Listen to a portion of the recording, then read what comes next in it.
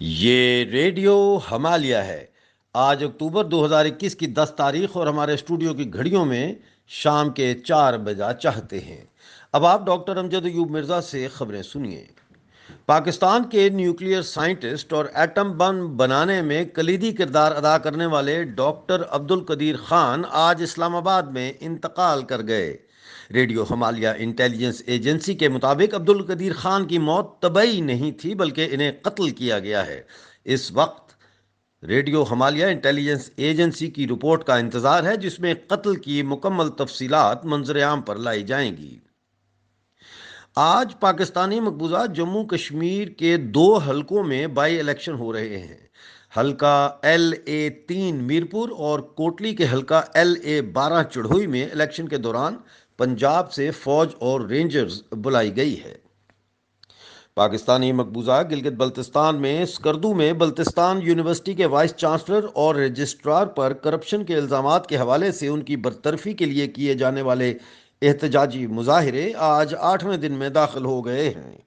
Civil society اور سیاسی و مذہبی تنظیموں کے بعد اب علماء نے بھی مظاہروں کی حمایت کا اعلان کر دیا ہے۔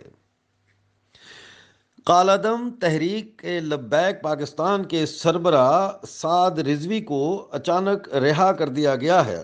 خیال ہے کہ پنجاب میں اب کسی نئے سیاسی کھیل کا منصوبہ تیار کیا گیا ہے۔ پاکستانی مقبوضہ جموں کشمیر میں 8 اکتوبر 2005 کے زلزلے میں تباہ ہونے والے اسکولوں کی بلڈنگز 16 سال بعد بھی تعمیر نہیں کی گئیں، جبکہ زلزلے کے لیے آنے والے کروڑوں ڈالر کی امداد کا کچھ پتہ نہیں کہ وہ کہاں خرچ ہوئے۔ اسکولوں کے بچے اور بچیاں دھوپ، بارش اور برف باری کے دوران کھلے آسمان کے نیچے کلاسز اٹینڈ کرنے پر مجبور ہیں۔ United Kashmir Peoples National Party کی زونل سیکرٹری تانیہ خان نے کہا ہے کہ ہر سال کی طرح اس سال بھی کینیڈا میں 22 اکتوبر کو یوم سیاہ جوش و خروش سے منایا جائے گا۔ یاد رہے کہ 22 اکتوبر 1947 کو پاکستان نے ریاست جموں کشمیر پر حملہ کر کے اس کے ٹکڑے کیے تھے۔ پاکستان کے دورے پر گئی امریکی deputy secretary of state Wendy Sherman نے کہا ہے کہ پاکستان کے ساتھ تعلقات کی نئی حدود قائم کر لی گئی ہیں۔ انہوں نے کہا کہ پاکستان کے ساتھ تعلقات اور بھارت کے ساتھ تعلقات انہوں نے کہا کہ پاکستان کے ساتھ تعلقات اور بھارت کے ساتھ امریکہ کے گہرے تعلقات میں اب کوئی مماثلت نہیں رہ گئی۔ انہوں نے کہا کہ میرے دورے کا ایجنڈا انتہائی مختصر اور تنگ مقاصد کے لیے کیا گیا۔ انہوں نے کہا کہ امریکہ اور پاکستان کے درمیان وسیع تعلقات قائم نہیں ہوں گے۔ انہوں نے یہ بھی کہا کہ پاکستانی فوجی سربراہ جنرل قمر جاوید باجوہ سے صرف چند نکات پر بات ہوئی۔ امریکی deputy secretary of state Wendy Sherman کی وزیر اعظم عمران خان سے ملاقات عین وقت پر انہوں نے کینسل کر دی۔ امریکی ڈپٹی سیکرٹری آف اسٹیٹ کے دورے میں سرد مہری پر پاکستانی اسٹیبلشمنٹ میں سوگ کا عالم ہے۔